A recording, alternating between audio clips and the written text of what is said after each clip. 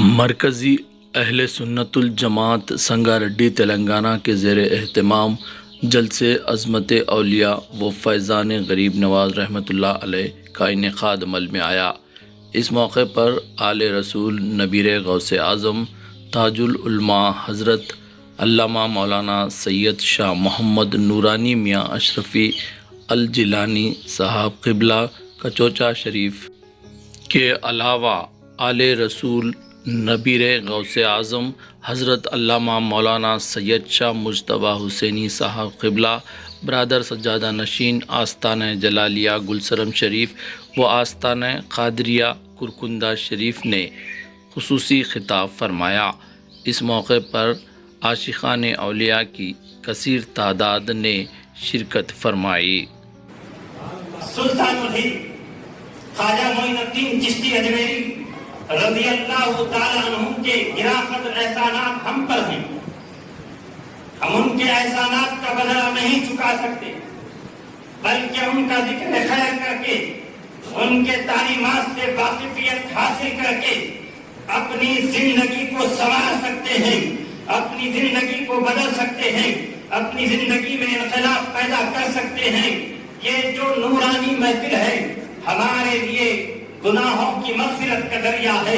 حدیث پاک شاہد ہے، ذکر الانبیاء من العبادت و ذکر الصالحین کفارۃ الذنوب۔ انبیاء کا ذکر عبادت، اولیاء کا ذکر گناہوں کا کفارہ۔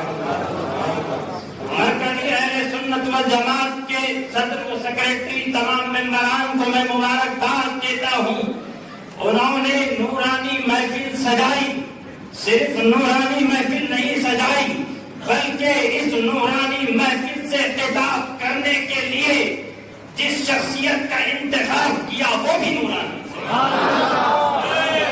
محفل بھی نورانی، خطاب کرنے والی شخصیت بھی نورانی ہے۔ غریب نواز رحمۃ اللہ علیہ کے عرس پاک کے موقع پر کئی لوگ ان کی چوکٹ پر پہنچتے ہیں، روتا ہوا جاتا ہے تو ہنستا ہوا لوٹتا ہے۔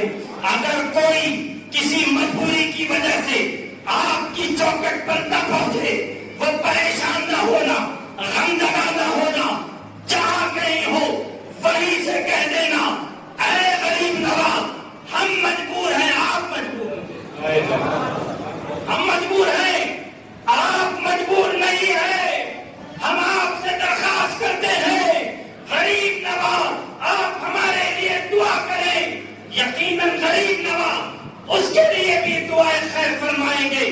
اللہ سبحانہ و تعالیٰ غریب نواز کی دعا کے صدقے میں اس کی پریشانی کو دور فرمائے گا۔ بھول جانے کی ضرورت نہیں، جسٹ 100 ایئرز ago، 100 سال پہلے 1924 میں جب خلافت عثمانیہ اوٹومن امپائر کا اختتام ہوا،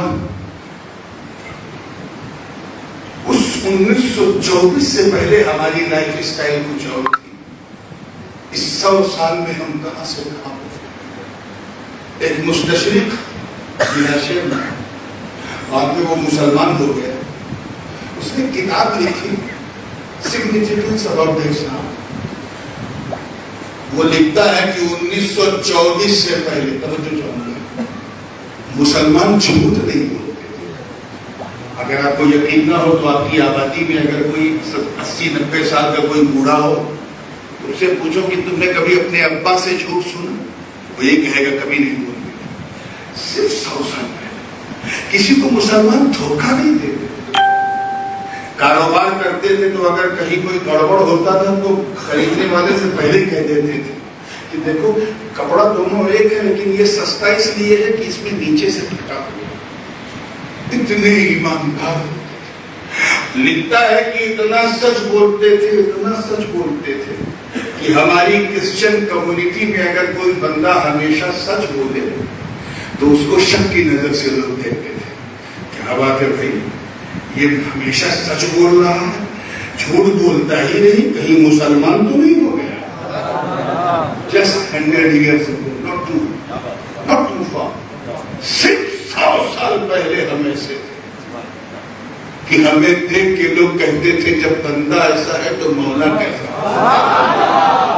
جب امتی ایسا ہے تو نبی کیسا ہوگا، جب مرید ایسا ہے تو پیر کیسا ہوگا۔ اور آج بہت افسوس کے ساتھ کہنا پڑتا ہے، جو سب سے زیادہ جھوٹ بولے وہ ہم ہیں، جو چند سکوں کے لیے اپنا ایمان بیچ دے وہ ہم ہیں، جو کاروبار میں دھوکے کے بغیر بزنس نہ کرے وہ ہم ہیں۔ ارے جن بددینوں کے پاس کوئی دھرم یا مذہب نہیں، انہیں اپنے مذہب سے اتنا پیار ہے کہ آج اس کے لیے پران پرتشٹھا ہو رہی ہے، اور ہمارے پاس وہ دین ہے کہ اگر وہ دین نہ ہوتا تو یہ زمین بھی نہ ہوتی۔ پھر بھی شراب ہم پیے، زنا ہم کریں۔ پہلے مسلمان جھوٹ نہیں بولتا تھا، اب تو زنا کرتا۔ کیسے ہمارے اندر سدھار آئے گا؟